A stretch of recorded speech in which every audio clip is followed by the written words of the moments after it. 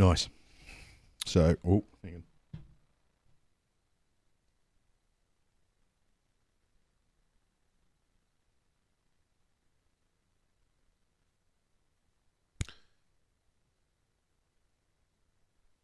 Yep.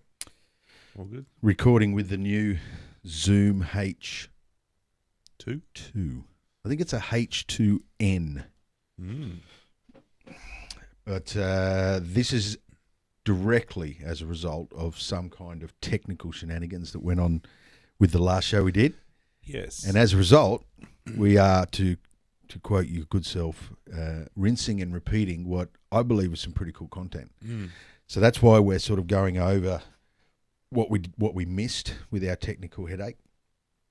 And that's why it might sound unique, shall we say. Well, the idea is that we don't sort of tell each other what we're going to present, right? Absolutely. So, in some sort of sense, the surprise has been spoiled. So, we'll Normally it's show and tell yeah, to one another yeah, of cool shit that we come across and get our hands on. I guess this show is unique in that it's show and tell on our behalf to somebody else that might be listening or come across this. So those are familiar with software. We had a software update that resulted in software breaking, essentially. Crazy XSplit update. Yeah, XSplit update. Aggressive update. It even changed the colour and the shape of the icon on the desktop. Oh, right. By totally abandoning the original design. Okay. So it was a major update. So we lost the sound. So that's why we got this little guy down the corner there, which is the Zoom box. That's it. So at the very minimum, we'll always have sound as a backup. So let's get started with some cool stuff that we've found. I have always been fascinated with remote control. You? Mm-hmm. Have you had any dabble? I can remember building remote control stuff. This is like when I was a kid, right? Yeah. What me and my mates used to do, we used to have all of these cars, these little tiny cars, toy plastic cars. We used to have a collection of small motors, electric motors, and we used to run wires out to the batteries. So our remote control was the wire down to the battery, just jury-rigged up into some car, and then we'd hold the battery and use the wire to kind of control the car. I've always wanted to get into remote control, but I never did. I managed to avoid it, I guess, as a young person, just too busy playing every sport I could get into because it got you out of class. So I missed having any remote control activities until I was probably 30-ish. And I got a really cool little sort of remote control cheap end entry level glider with a motor on the back of it. So a single motor on the back of the fuselage and wings that came 3 or 4 in the pack. Okay. So they weren't designed for any major Gs. And I pulled a few tight sort of maneuvers and the wings just... But really fun and really cheap. I had one and a mate of mine had one as well. And we just go up the park and fly them around, dogfight, and it was pretty cool. So hang on. What was it made out of? The body was plastic, but it had foam inside it to give it rigidity. So really like no different to sort of something that you might have a screwdriver in at a hardware store with the hard plastic you've got to cut off. Okay. And a little bit of foam inside to sort of hold its shape. And then the wings laid on top and had this rubber band. This rubber band system that went over the top. And it was remote control with little... Yeah. It had because it steered at the back. It was all about the tail. Because you had this, you could yaw, like, is it yaw? Is this yaw? Yeah, roll, pitch, yaw. Yeah. Yaw's the rudder. turning. Yeah, it's rudder. Yeah. And so you can correct with that. And if you steered, the back flaps on the tail would go like that. Oh, right. Okay. Yeah. Okay. So yeah, you didn't need. It wasn't a 2-channel. I think they call it a 1-channel, or they call it a 2-channel, and then the next step up to have to be able to do barrel rolls. Mm-hmm. You need ailerons. Mm-hmm. You need flaps. All right. I'm learning things already here. On your wings, because you can't get enough lift. If you had that much lift, what'll happen is the tail because it's on the tail of the plane, it flips, it sources around like that.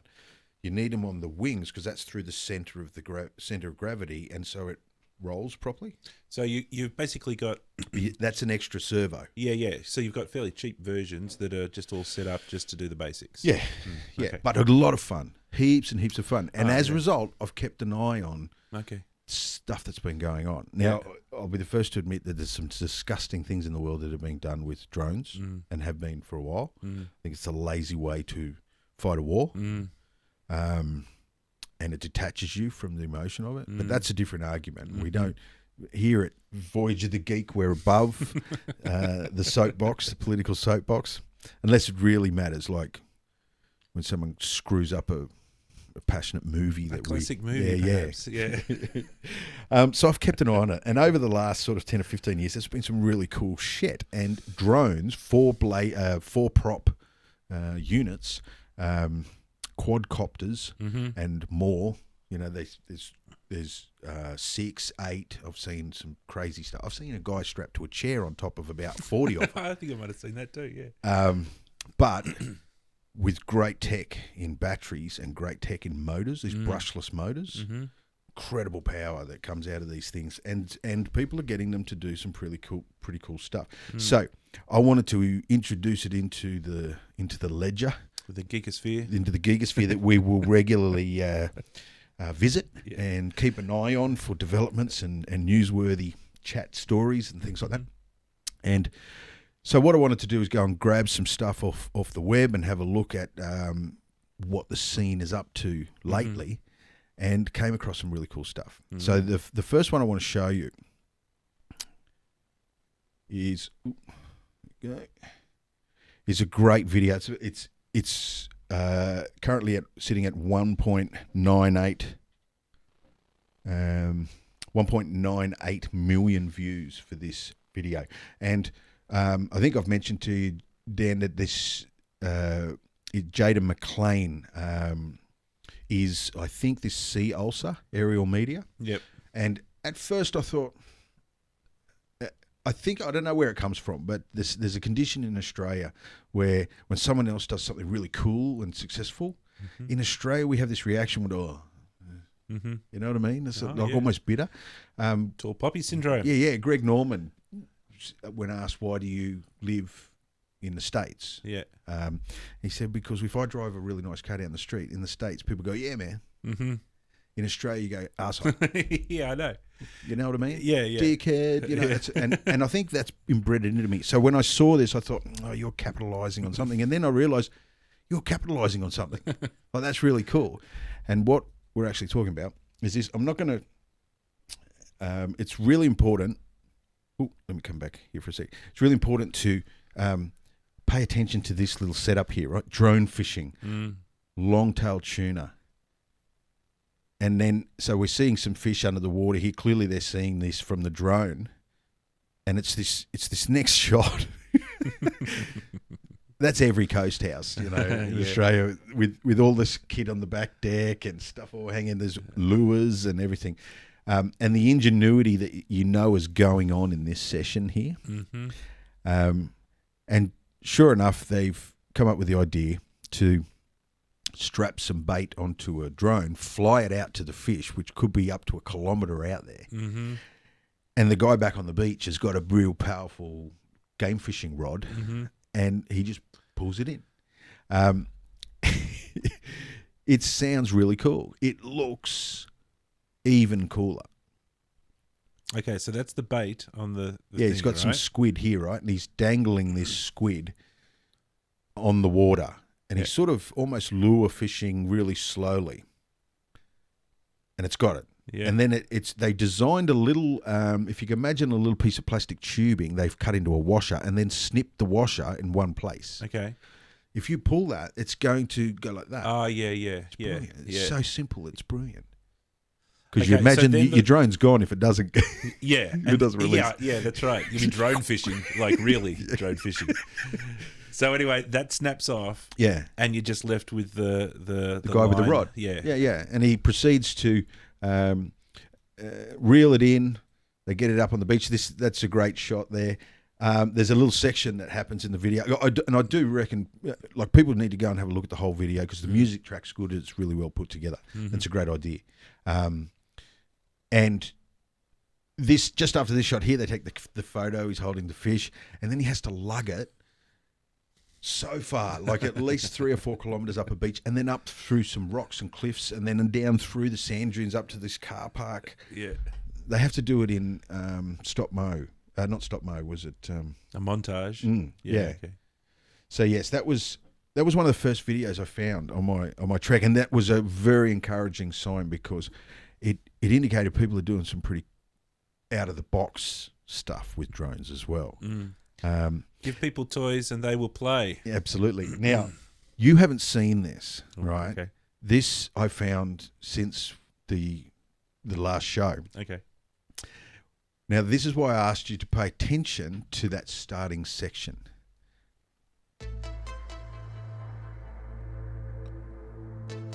Okay, so there's another 2 million views we got happening here. Okay.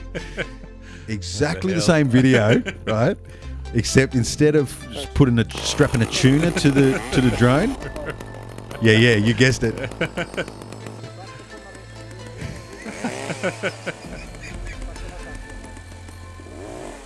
It's intense. Holy shit! I'd be like, yeah. I wouldn't be.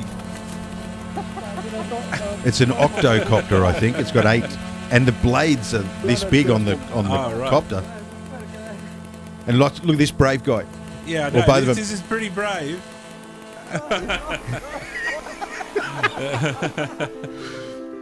And like I won't show all of it. This I love. I love this.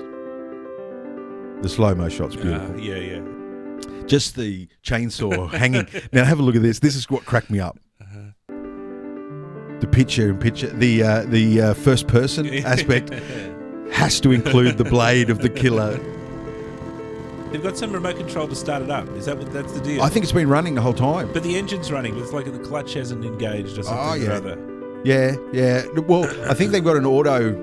Most chainsaws have got like an auto clutch. Yeah, they'll idle, and then as soon as you go like that, it'll. Yeah.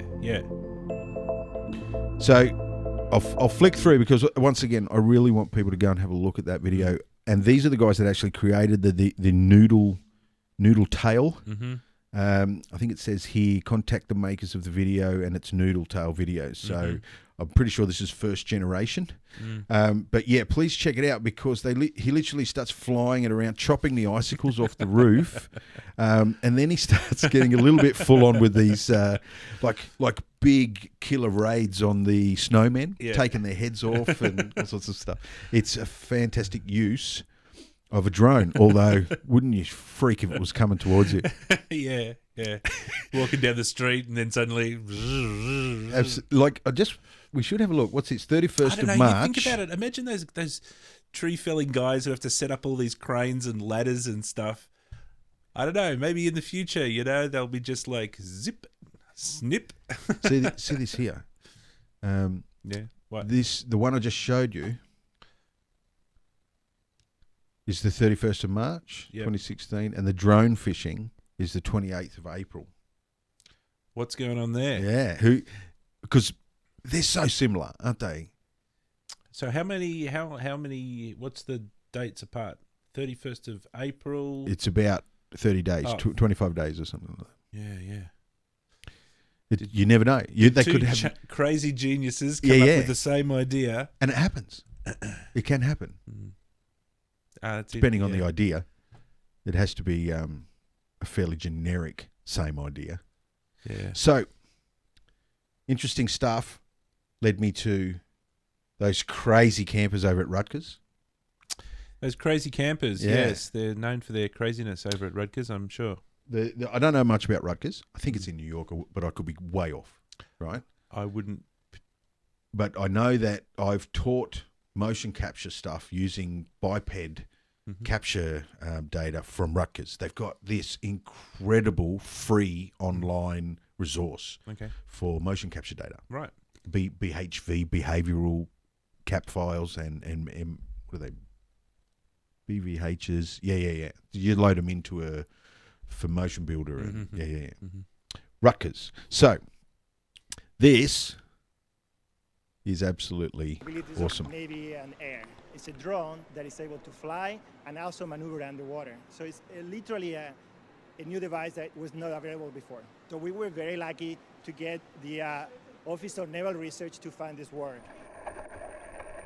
We usually never see vehicles that can operate in multiple environments. We only see ones that operate in either air, water. This vehicle, you can actually take it in many and it can go both directions. It's awesome. That's crazy. From the submarine and what I love about it is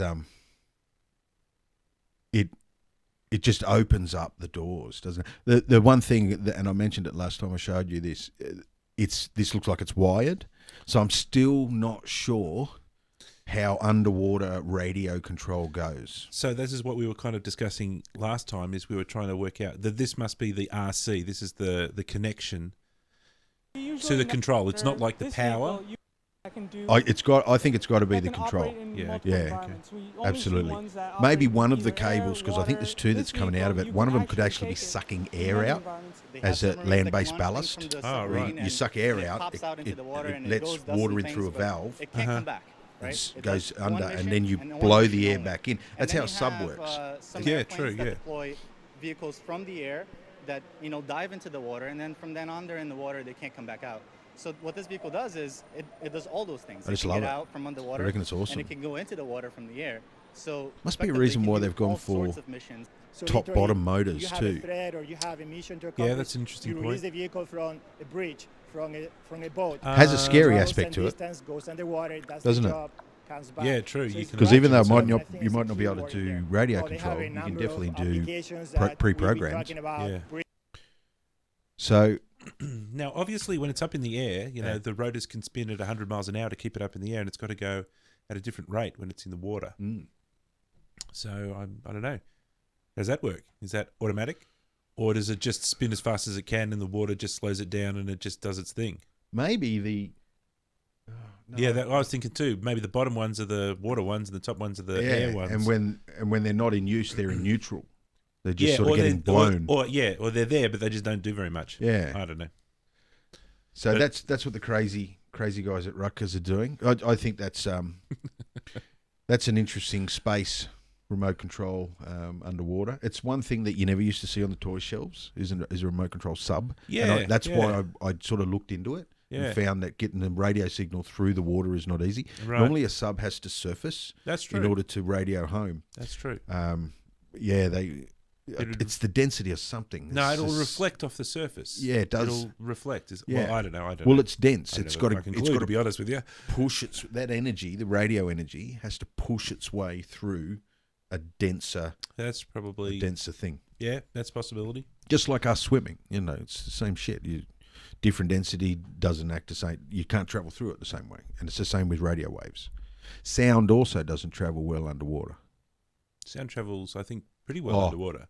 Some sound because it's dense. The water's dense. Subsonic sound does wide waves. I think. Yeah, you might be right. It travels further.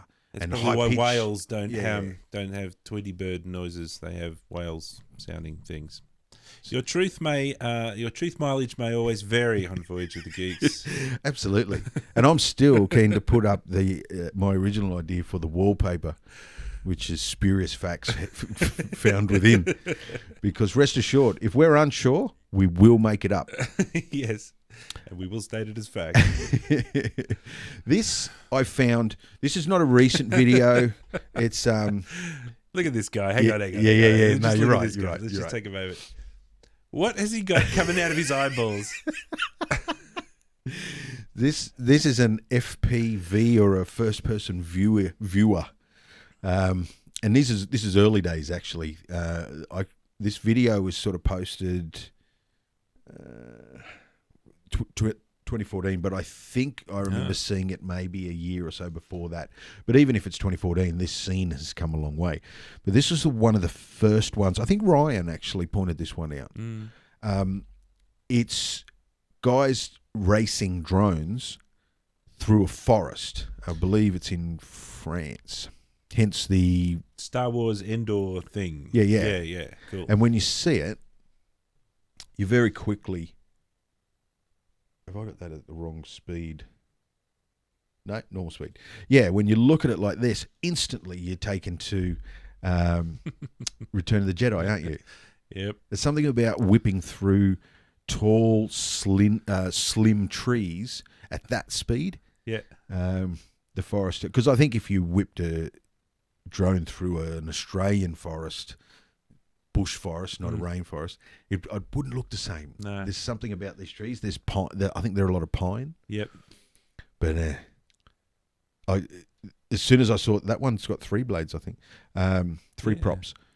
As soon as I saw this, I thought that's a sport. Like that's got to be a sport. And I think it is for these guys. This is early days, and man, and they're flying it. And this is where we come into the main subject that I've been fascinated about recently is this first-person viewing flying of drones. Yeah, it's bloody crazy. With cameras mounted on the front of the drone. Yep. And so the only reality that pilot has is what he sees through that camera. That's intense, man. But I have seen how you can train your visual acuities to do things at a faster speed. It's how batsmen can face a pace bowler bowling 160 kilometres an hour or a pitcher in baseball. They do it every day, and they train their visual acuities to see little tiny nuanced movements while the ball, as soon as the ball leaves the pitcher's hand, that if it goes this way and then the way it's curling and everything, and all that shit's going on in a fraction of a second, and then their visual acuities are so sharp that they can do it. And it's the same with these guys. So that led me to this one here. And what this is... So this is recent, right? This is a time trial event as a lead up to a major world event held in Dubai, which I'll show you in a second. But this, I think, gives you a really good indication of the talent that these guys have. And when I watched that fly through that building for the first time, it just blew me away. These, and just the way they flip at the top of to bring it down to the ground. So we were discussing this in the last one, that as part of the track, they have to go up and over a tree. Then to come down the other side, they don't just sort of turn off the power and let it sort of hover down. They turn it upside down. And then ramp the power, and accelerate. Which pulls it down to the ground, and they flip back over. And it all happens in about a third of a second. Yeah. It's crazy. It's insane. And if you see it, you might even doubt what you saw until you see the way he lands it at the end of the 2 laps or 3 laps. This. It is just unbelievable. And a celebration of the capabilities of everyday, need I say, potentially nerds, geeks. And what I'm seeing before my eyes is a world sport that involves adrenaline. You can gamble on it. It's got all the hallmarks of a successful world.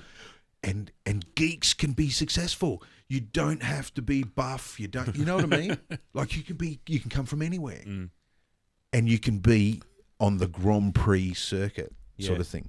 And that's why I want to support it. I want to really jump behind these guys. So this, and I'll just sort of skip through. I'll show you the first little section, then I'll skip through a little bit. This is a Bloomberg report. All right, so this is in Dubai, so we're not messing around here, right? Yep, absolutely. It's not in somebody's backyard. There's some dollars that have been spent here. The course. That's what happens. Just come back here a second. This course, all of those are animated. Yeah. And they've all got lights all on the tips, and it's on a big my guess would have to be tens of millions minimum. tens of millions to put on an event like this. I would say maybe 20, maybe 30. I have no way of judging, but Especially dressing all the guys in the you jumpsuits. can see here they got That's what happens. prize money. I suppose, I And should it's a know- one, Wild yeah. creatures, Okay. and you gotta Yep. treat 'em with Fair enough. respect. So we were flying and then began to spin around, and I'm pretty sure that somebody clipped us from behind. So Now, all the did you- LEDs and stuff is amazing. I mean, it's not only just that flying the drones is cool, Sure that they've then somebody made it clipped us look from cool on top of being cool. Absolutely. Absolutely. Now, that's your average team, Yeah, yeah. right? Yeah. Just a motley crew of most of them. You've got to be smart. I mean, I think the entry level is you've got to have some kind of intellect because you usually have to build your first drone, your first racing drone. They come in bits, and I think internally they probably frown on people that don't build their own sort of thing. They've prided themselves on their kit and on their tech. But yeah, I love the fact that is the future of a world sport Yeah. right yeah, there. Yeah. It's brilliant.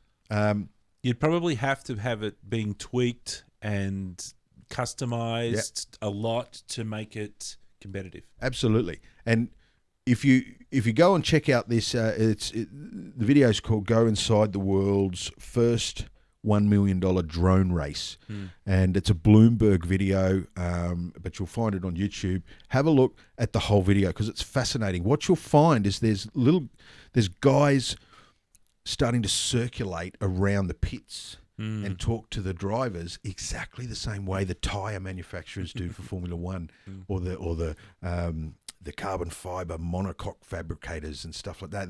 They want to know what the drivers are doing and what do you need out there, because there's an old saying that you race on Sunday, sell on Monday. Yeah, right. And you don't have to necessarily win, but if you win on Sunday, sell a lot on Monday. So they invest money into the pro level so that the consumers can get all of this stuff that they get cheap. It's not it's sort of carbon fibre, it's sort of this. It's the lesser, and that's perfectly natural. And that's an indicator that this is actually a real thing. And I think I've said to you before, those guys that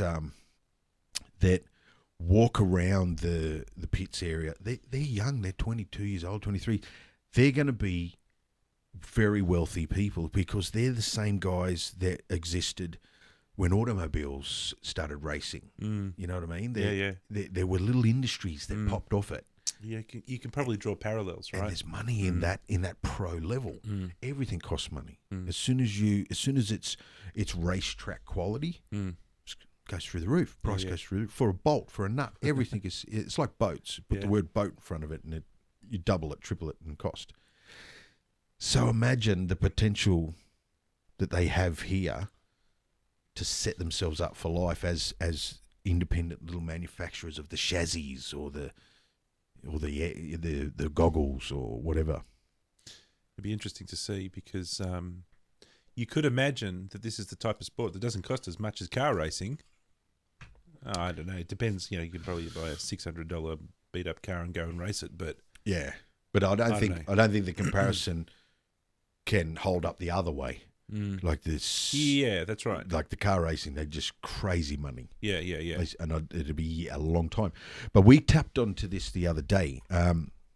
Actually, well, let me throw this next one up. So this I think is an independent event. I don't think, and I have to check into it whether it's a league. I think it was like an invitational sort of event that had. You either had to send a video or compete at a local sort of thing to qualify. Yep. Yeah. This one though, this is the Drone Racing League. Now I've deliberately brought up their site instead of YouTube because I personally think it's an awesome website. Like the way it's put together is absolutely stunning. You can tell somebody knows what they're doing with design and the images they choose and just in general. And these guys are getting some traction because of some really cool video sessions that they've had. They took over a stadium, and we'll kick this thing off so we can see what we're talking about. They took over a stadium and had an event. This is like round one of a championship sort of thing. And they fly through this stadium. At first, I just thought they were just flying around on top of the seats. Yep. With some cutouts that they have to fly through. Mm-hmm.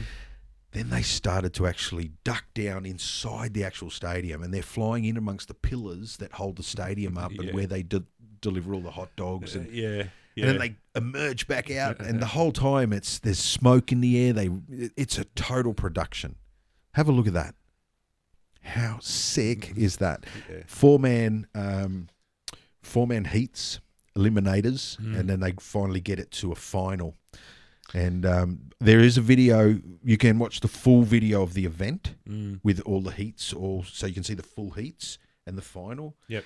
It's a great way to spend an hour if you just want to put the feet up and not think.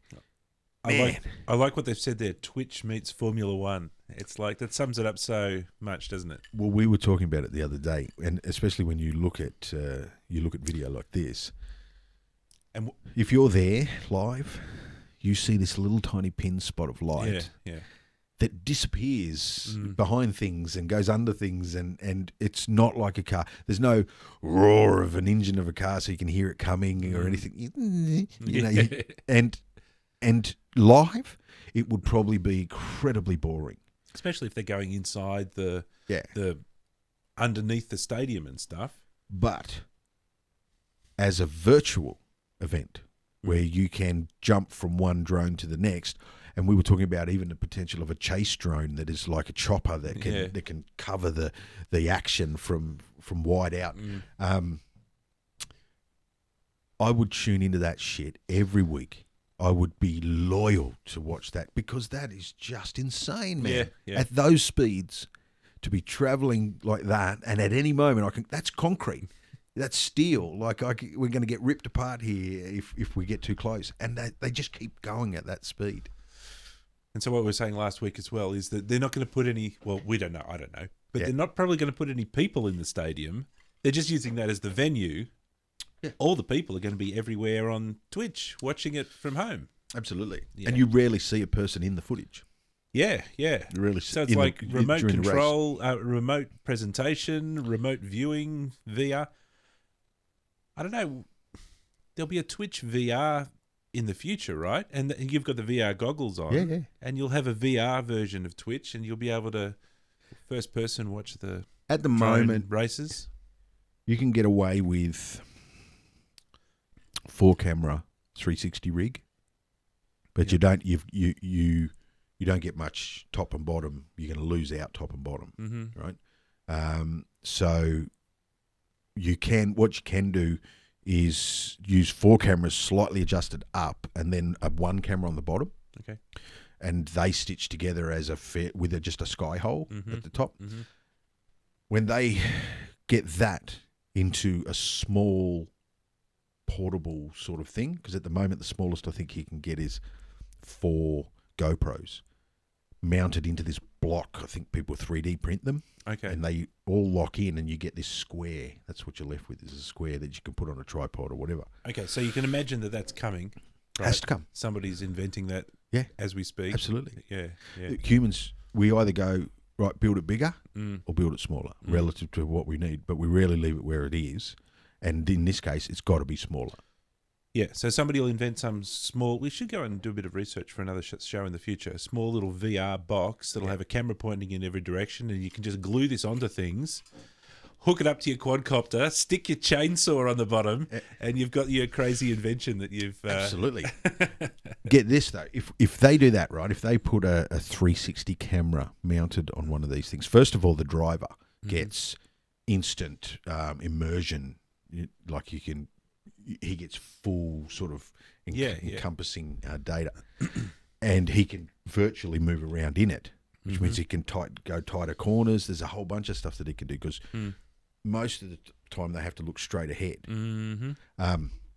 So you put a 360 camera on it, and you broadcast those on separate channels, pay-per-view or whatever the hell you want to do, online, Twitch. Now, you and we're sitting in our own home control room. Yeah, that's right. And you've got a computer jacked in to the signal, so have I, and we can literally broadcast our own broadcast of it by going from drone to wide shot to all the different shots. That's pretty awesome. You know, there's been a big revolution that, I don't know, we've watched. I mean, remember back in the day when there was this thing called desktop publishing. Yeah. And that was a printer on your friggin' desk. It was called desktop publishing. Yeah. It's this amazing thing. You can have, instead of having a giant machine the size of a building that's filled with ink, you can have desktop publishing, you know. And we're now in that zone with lots of different things like desktop television shows where you're the TV producer zapping between different cameras and stuff to... Absolutely. Yeah, it's crazy. It's amazing to think that you can do that. Like, you can just pluck the signal from an event like that and do that. We have the tech to do that now with the cameras. They would have to have bigger propellers and things like that. Yes. So I'm entering the dronescape into the geekosphere. That is our wiki page. And speaking of our wiki page, I think it's a good opportunity for you to blast it open and show me what you've been up to. Our Mindomo mind map of the show. So what we've got here is a piece of software, mind mapping software. So we're just going to sort of collect this neural network of crazy things that we've been researching and thinking about. And we'll publish this and allow people to go and check it out, you know. So it's got a bunch of nodes here, and we'll set up this sort of node neural network thing where you can sort of go down and you can burrow down into different topics that we're going to talk about. So we've got the gaming one up, we've got the film one up. We were talking about Ghostbusters beforehand. So the one that I wanted to talk about was Elite Dangerous. So if I click on this, it'll take now me to into qualify the discussion. It's important to note that we are card-carrying members of the Elite Dangerous. We are commanders, yes, so to speak. okay. Something that I've never been comfortable with, the way everyone's referred to as a commander, and even in the forums and things like that, it's Commander Dan, whatever your call sign is. Yeah. It's a bit of a geeky sort of fun sort of a thing associated with it. You got to fight not to say it's a bit of a wank. I was fighting, yes. But and because the game takes itself very seriously, but we've had a really good, enjoyable relationship, but also less than enjoyable. I started off playing Elite through VR. So that's kind of what we were just talking about beforehand, Absolutely. right? Yeah. So one of the guys that I worked with said, hey, I got a VR thing going on. You know, it's the Oculus. You want to check it out? And I'm like, yeah, okay, I guess. Why not? Why the hell not?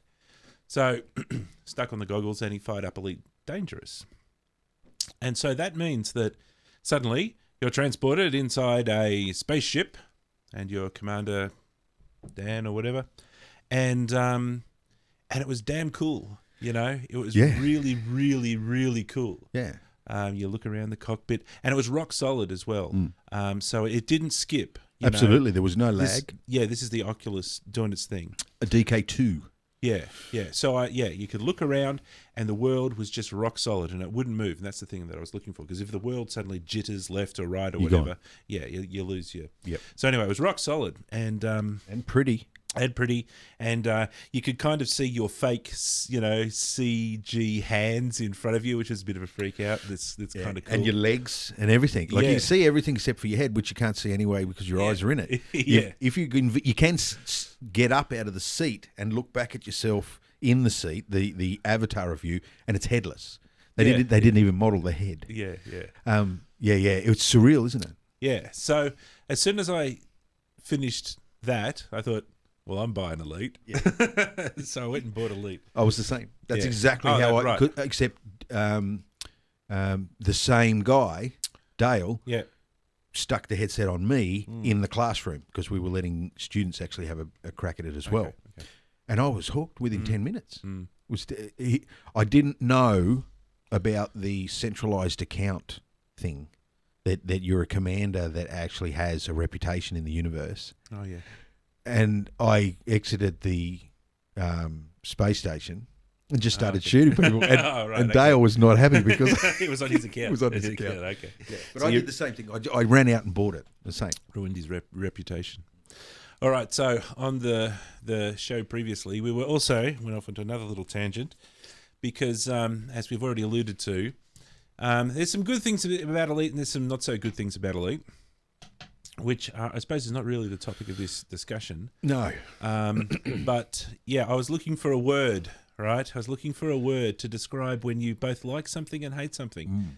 And I was like, gee, wouldn't it be handy if the actual English language had one of those friggin' words? Stupid English language doesn't have a word for what I want to say. And I think your quote was, because I was almost tempted to go and look in a German dictionary, because they've usually got a word for everything. Yeah, that's right. Yeah. And anyway, so yeah, turns out there is a word. Yeah. And the word is ambivalent.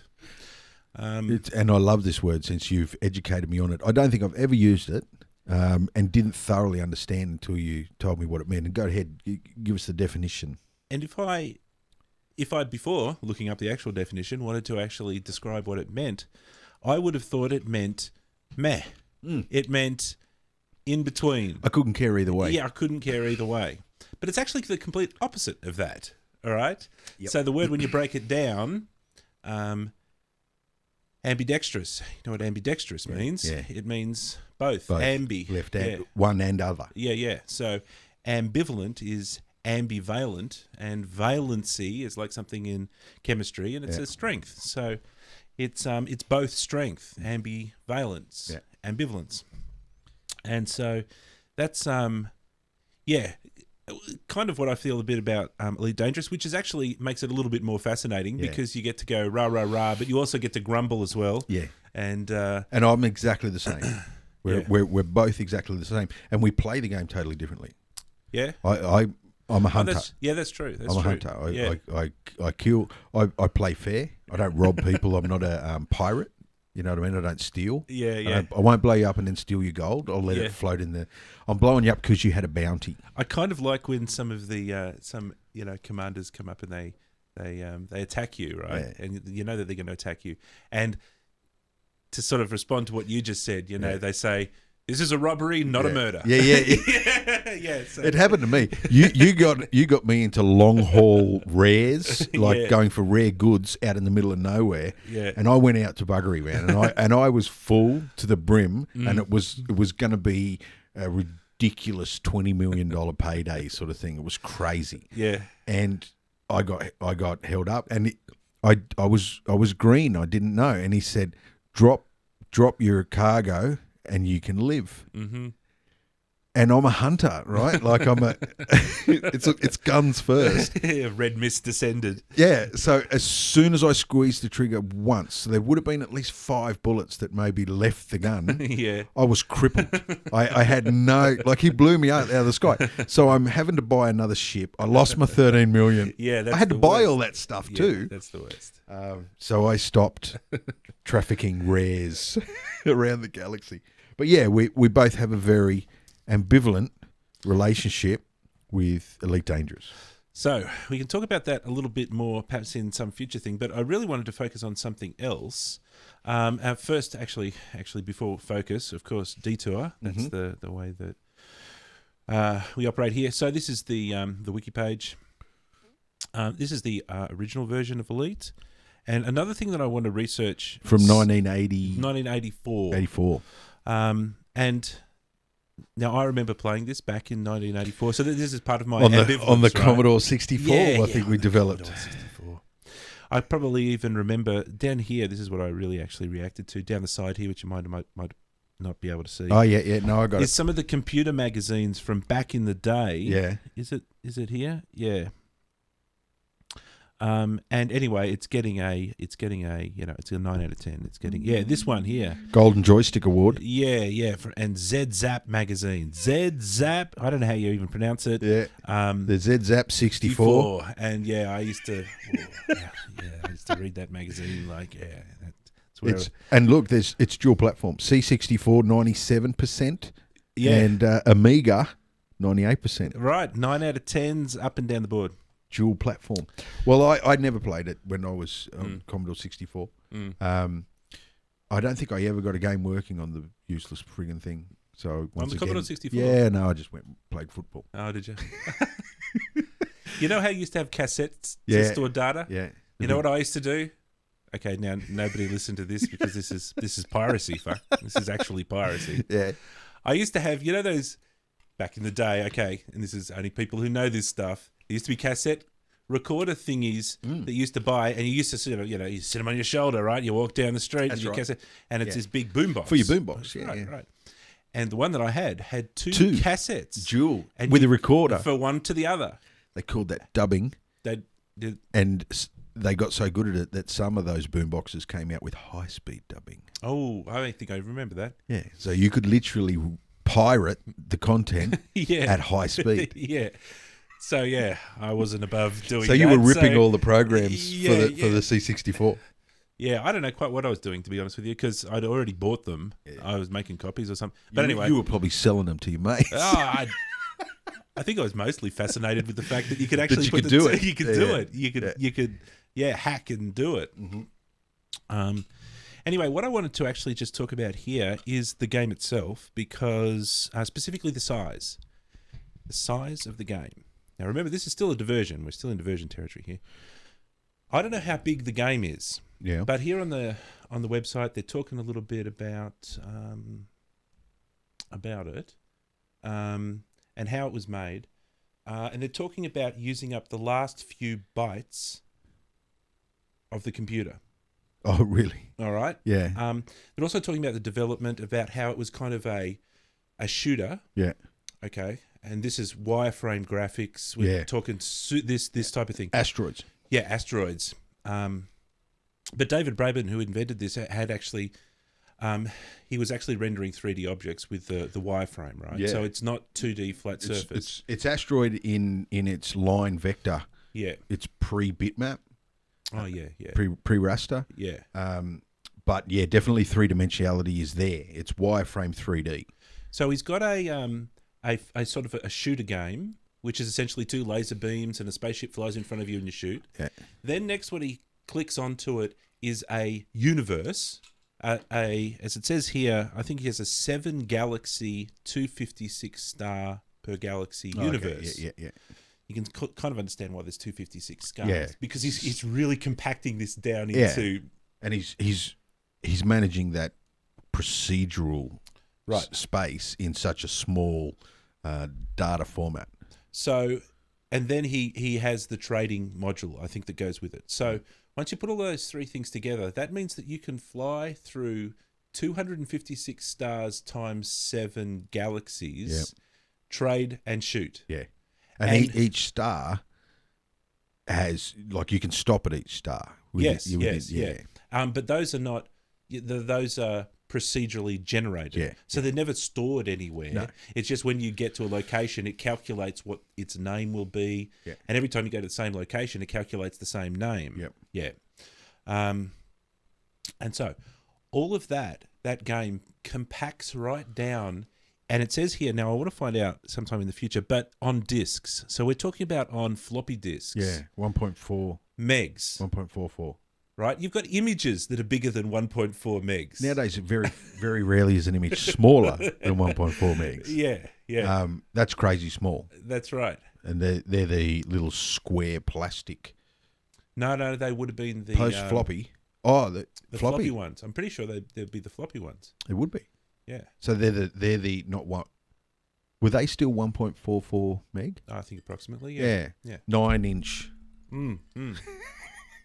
Like LPs. So anyway, that's what we're talking about. Yep. And this is why, Z Zap magazine is like, holy shitballs, you know, and they're giving it 98 out of 100. Yeah. So it's bloody epic. And it's had a very strong following since then. And it's again one of these nostalgia things where, and I kind of got into it partially because of the nostalgia thing as well. And this is something we should touch on a little bit in the future, is that what they've done is they've upgraded the graphics. So we'll go and visit this, which is going to lead us into our actual story. Video. You can see here that, they've updated the graphics. The graphics are really fancy. Is that one? Yeah.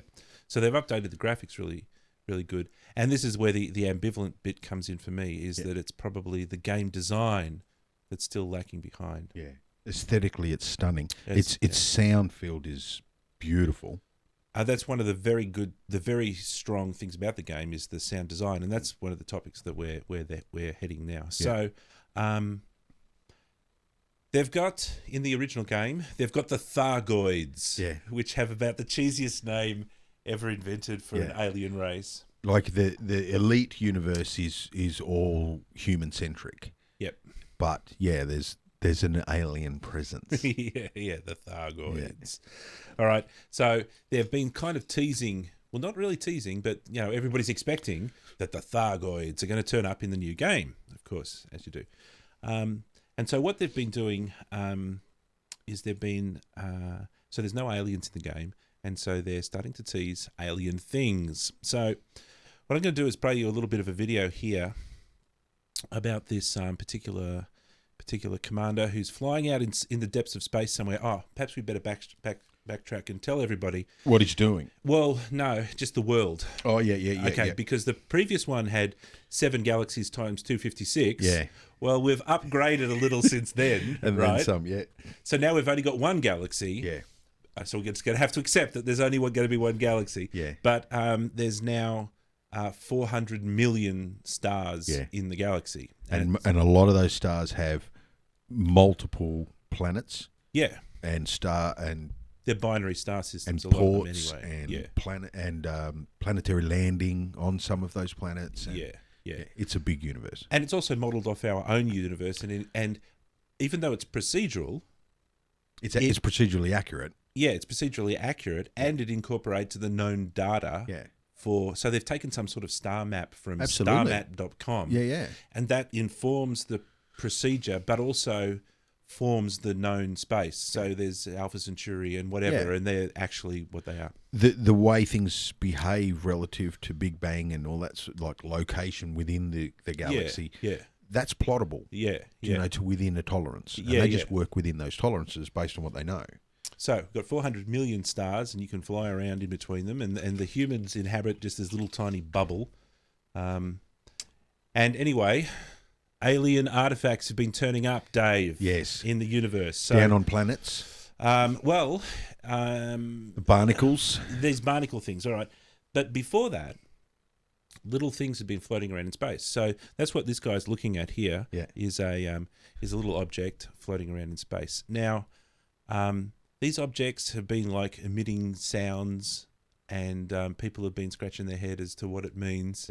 And then they found some stuff on some planets. So we'll talk about that in a sec. So what I want to do now is I want to just play this video. Now remember that there was different ways of playing this game. Yes. That's another one of the good things about the game is that you were the hunter. Right. And I was a bit more of an explorer. You were an explorer trucker. Explorer trader. You made a living out of lugging stuff, but only because you wanted to go somewhere and explore it. Yeah. And you got to make the bucks, man. You got to have the good ship. Yeah. And then there's the mining. There's mine. So you can be you can be a pirate. Okay, whatever. So there's this guy, and he's got a few mates. And what are they? Well, they're scientist nerds, and they're going to dedicate the rest of their lives to work it out. What the hell's going on with the Thargoids and all of this? So I don't know what these guys do. They're geeks. They spend all of their weekend flying around space, talking to each other, scratching their chin, and investigating these things and using different ways to try and work out what the hell's going on. So this guy's come across this thing, and he's going to check it out, and we'll He's going to scan it, yeah? Yeah, so what he's going to do at the moment, I'm just playing the video on silent at the moment, but then we'll hit the sound in a sec. So he's going to scan the thing using his ship's scanners. So I don't know when to start it. I'll start it about now, and then we're just going to have a bit of a listen to it.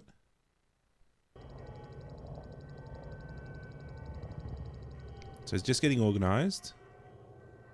You'll hear the scanner, which makes a particular noise. It's a big inception noise.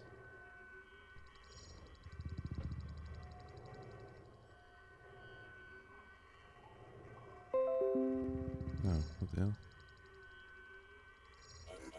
Okay, so here he goes. So this is the scan.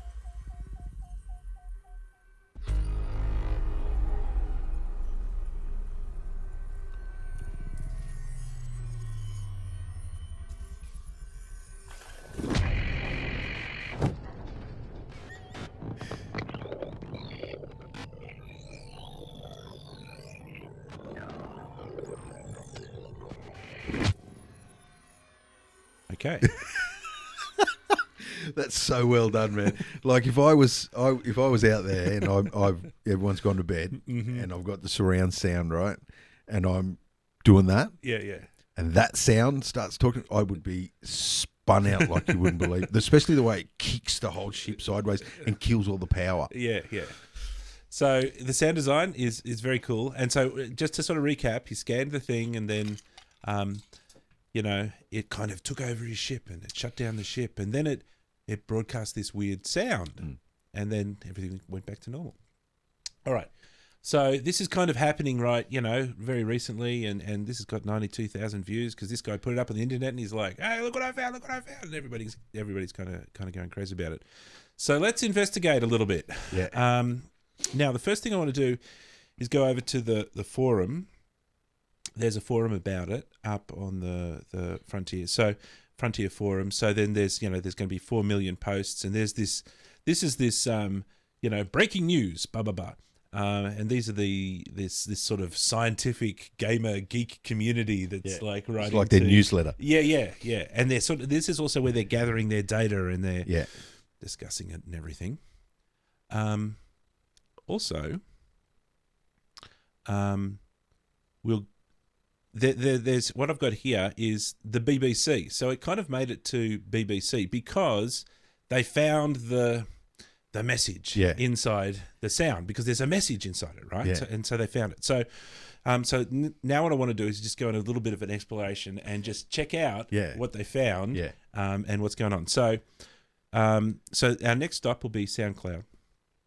So somebody's posted it up on SoundCloud. So let's just see. This is the scan. There it goes. So this is the ship powering down.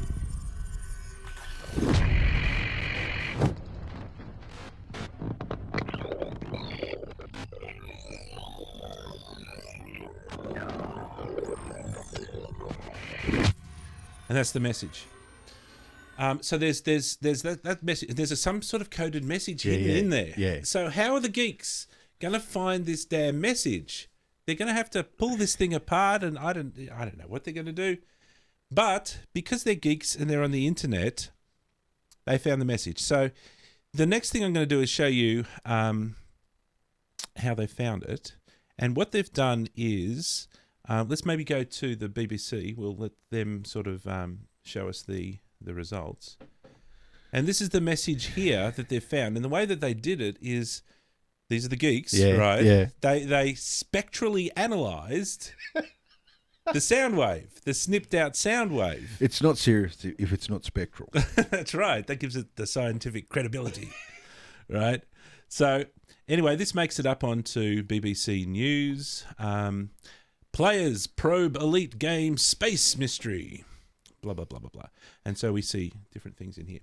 So what we're going to do now is we're going to follow in the footsteps of giants, and we'll have a bit of a go at it ourselves. So what I've got is a spectral analyzer, a spectrum analyzer. Is this an online one? This is an online one. This is awesome. So you don't even have to install it? Nope. So you can just go and you can just go to the link and have a go.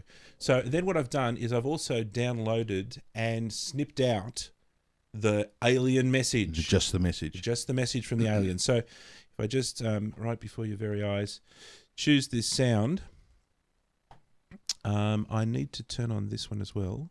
And then I think if I just press play, we can see it happening. Yeah. Here it comes.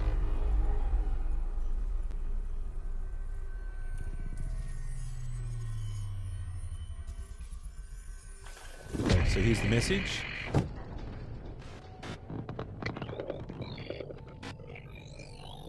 And we can see there's definitely something inside the message. Absolutely. So just to sort of give you a better idea of what you're looking at here, I should have actually turned that off.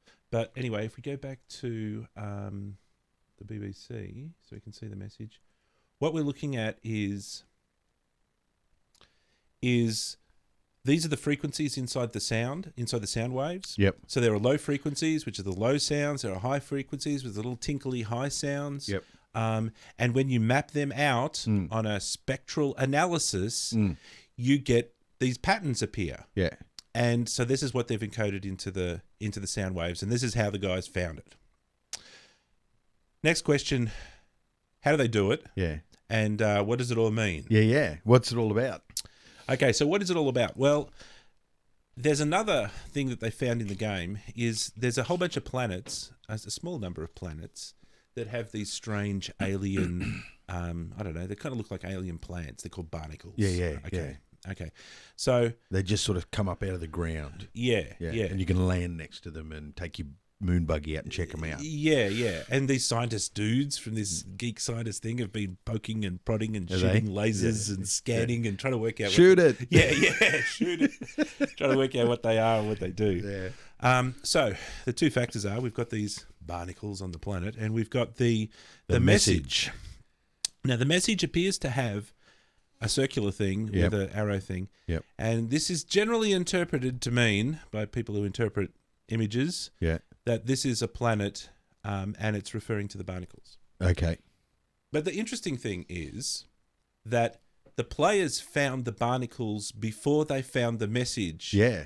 telling you to go and look for the barnacles. In a galaxy with 400 million stars in it. So what I think, and this is not what I think, this is what people think is the deal, is that the game developers at Elite, they put together this message in the sound, figuring that people would find that first. and it would lead them to the barnacle planet.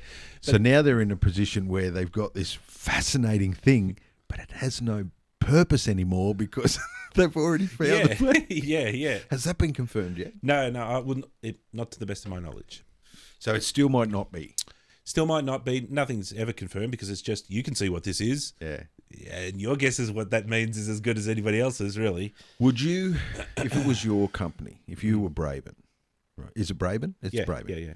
If you were Braben and you know what you just told me to be the truth, that the players have found them out of order, but now I have this fascinating message that no one knows what it means. Would you change what it was to start with to suit the circumstances now and lead them to another planet somewhere else with another message potentially? Would you? Well, how would you spin it? Because I know which way I'd go. Well, I would like to think that I'm such a freaking genius that I'd have. They wouldn't have found it. No. That I'd have all those steps planned out ahead, and we'd have options to deal with the situation, like a game of chess. Yes, that's a good way to look at the game. Are they doing that, and we're just playing against a player that infuriates us? Are they manipulating the board, the way the game is structured as a game itself? Are they on the other side of the table of this strategy game? They are to a certain extent because they have to manipulate events in the galaxy to try and inspire people to play it and have interesting things go on. It's their bread and butter. Yeah, that's true. They make money out of it. Yeah, that's true. So there is some of that. So what would have to happen? I know which way I'd go. Okay, so which I way would you? I would absolutely treat it as a starting point. Oh, we meant that. Absolutely. Absolutely. And I would employ people specifically to take the fall, to be the person that went out with the press release saying, "Oh yeah, we did that."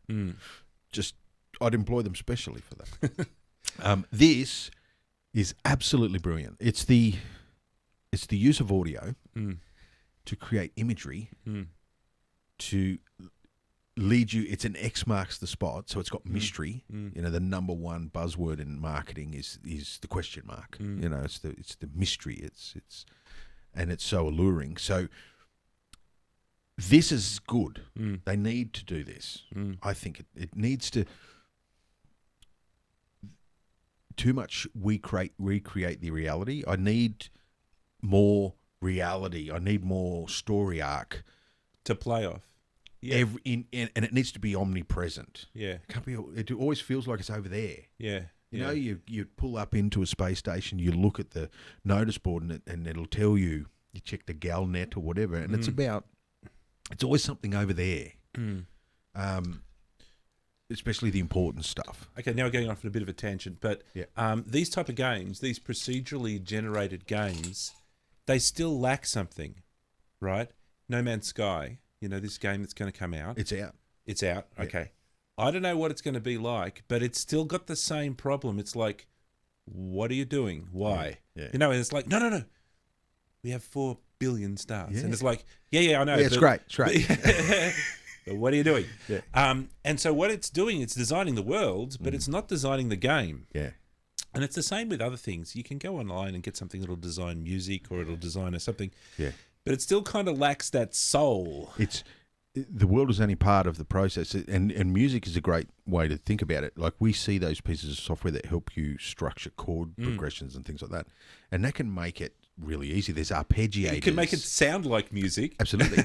But ultimately, in order to make it a song, to make it a full piece, there's way more involved. Yeah. And then there's also this layer that sits above it, the mastering layer of how you bring that all together.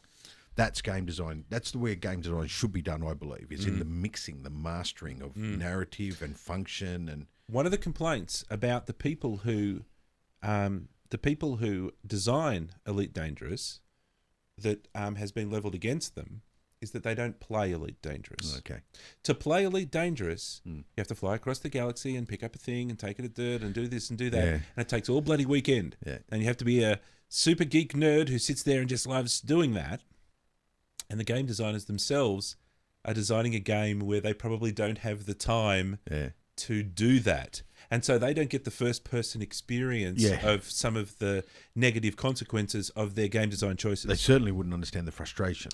Yeah. And that's the biggest thing. And so when they're the game designers, this is the other complaint, the similar sort of angle to the complaint is that the game designers design some game mechanic. Yeah. Then they get on for 5 minutes and they go, pew, pew, pew. Oh, well, that's working. Yeah, it's Okay, awesome. fine. Move on. Next. Yeah. But what about the other 4,000 variables that could play into that mechanic? Yeah. And how frustrating that can be. Yeah. The buzzword in marketing in the early 90s was frustration. If you can focus on your customer's frustration and alleviate it, you are going way above and beyond anyone else that you compete against, because people just don't do it. They're looking at market. They think service is all about smiling. Smiling's not going to make me feel any better when I've been waiting for 40 minutes in that queue over there. Yeah. Put some minties in the queue. And there was a post office in Tuggeranong that did exactly that. Yeah. They put a box of minties on the post on the queue with a sign saying "Moments like these, help yourself." And their profits went up. They could show that over a 3-month period their profits went up because the one frustration about going to the post office is the queue. And they worked out. It's a little tiny reward goes a long way. Yeah. And so that's all you need to do, I think, in ongoing game tweaking. Because it's not, is it development? Where does development finish? And I mean, it's the Lucas story, isn't it? Like, when does the creative process finish? And then once it's in the box, stop fucking with it. Yeah, which is what they're doing with Elite Dangerous. Yeah. Some stuff they get really right because they do listen to their community. But some stuff, you're left wondering, I don't even think I really needed that. Yeah, it seems a bit half-baked. We should talk about that and World of Warships, which I've been playing, and their design methodology. And others like, what's the other spaceship one? $100 million crowdfunding, Star Citizen. Star Citizen. I saw that actually pegged as 2016-2017 release date. Yeah, I think something is coming out the end of this year. Yeah. So unless they've changed the plan was always to release a game called Squadron 42. Yeah, that's right. 42? Yeah, that's right. And it works like the old Roman Republic, right? Where, and if you weren't aristocracy, you could earn citizenship in the Roman citizenry by serving in the army. So you earned your right to be called a citizen by serving in the army, and that's what Squadron 42 is all about.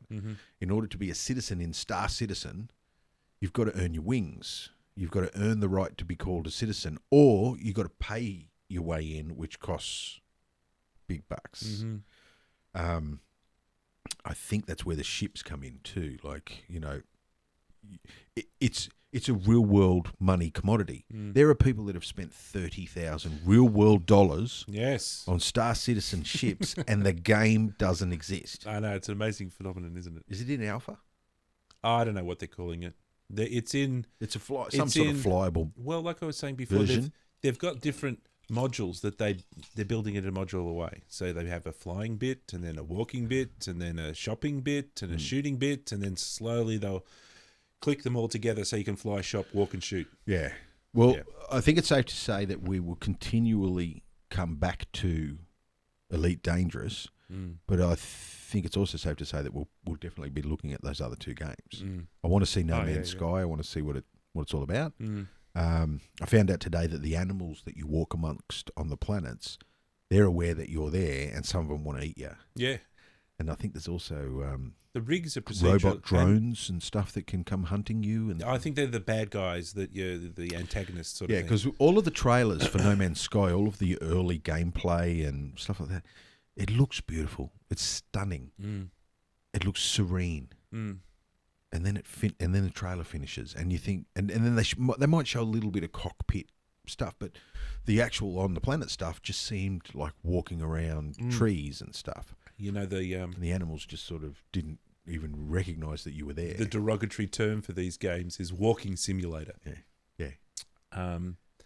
So they could potentially be suffering from that. So let's just quickly wrap up this with the last thing that I just wanted to talk about was how do you make an image inside a sound with a sound inside an image? Yeah.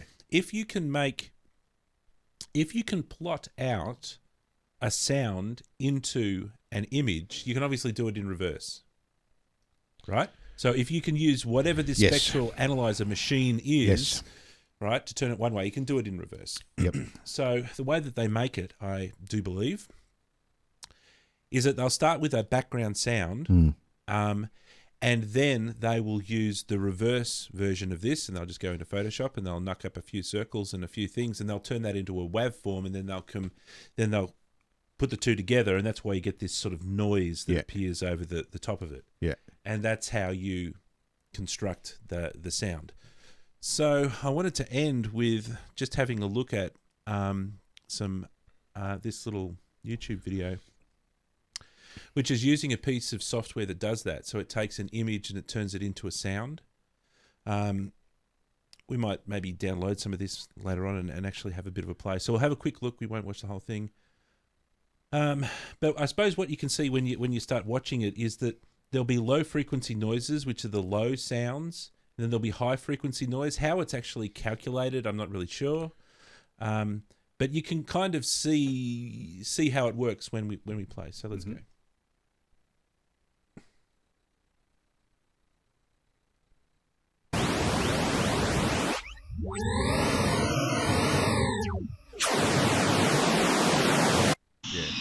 Nice. This one's a bit noisy.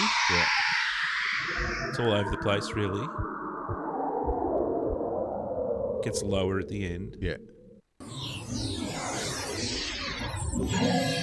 It's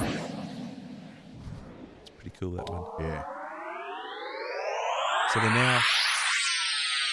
they're now putting fractal images in there. Yeah.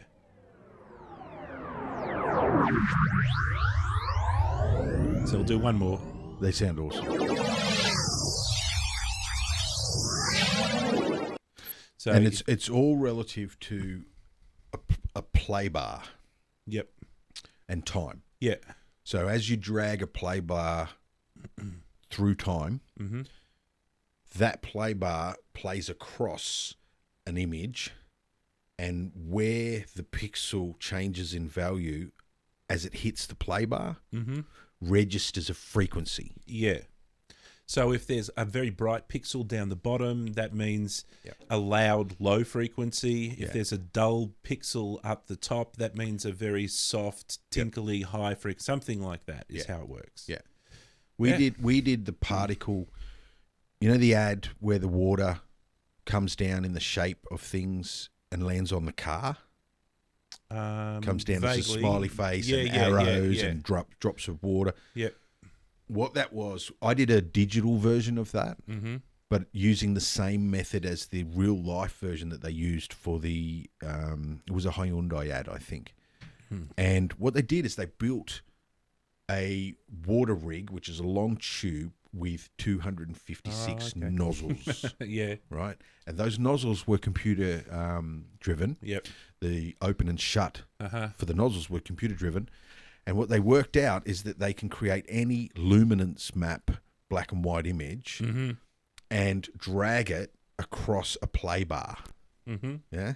So if you drag an image across a play bar, the play bar is. Oops. Sorry, that was my fault. Did you go 1, I went 1 instead of 3? Teething. 2. Sorry, drag an image across the play bar. Yeah, if you drag a black and white image across a play bar, as it hits the play bar, the pixel is red as either white, black, or grey, or any variation in between. Yeah. So all they had to do is come up with coloured black and white images, and then they dragged it down, and it fed straight to the thing. Well, what I did is the same thing, except for the hand-built tube and all the plumbing and all the computer work. Yeah. I used a particle system Okay. Yeah. where the particle system was designed to release particles when the emitter was white and not release particles when the emitter was black. Yep. And the emitter was this little thin mask area Mm-hmm. that I could drag a black and white picture up and down. And so that strip is the only bit that registers on the emitter. Yep. Replicated it completely and then just put a secondary bounce when it hit the car. Yep. Or it wasn't even a real car, it was just cut out on Yeah. Photoshop. Yeah. But it's exactly the same thing. Mm. You need a time slider that every pixel has a value as it hits the time slider. And those pixels have a value across a spectrum of sound. Done deal. And it works back the other way. Yeah, forwards or backwards. Yeah. There you go. Awesome, man. Very cool. Very, very good. I'd have to say that we elaborated on a lot of the things that we covered in the previous version of this same show. Yeah. A lot more tonight, but I think we explored some cool stuff. And I think it was worth definitely rerunning, doing the...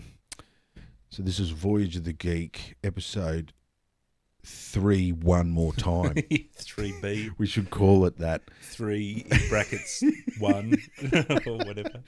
So that's it. That's it for another show. Join us every week where we waffle at one another about all things in the geekosphere. You can contact us at any point through email on voyageofthegeek, all one word, at gmail.com. And then eventually we'll have websites and all those other things for people to contribute, because that's what we really want to start. And I'm hoping that we can bring in some guests soon. What do you think about calling in one of the troops to sit the table with us next time around? Maybe not the next show, because we're close to Sunday already.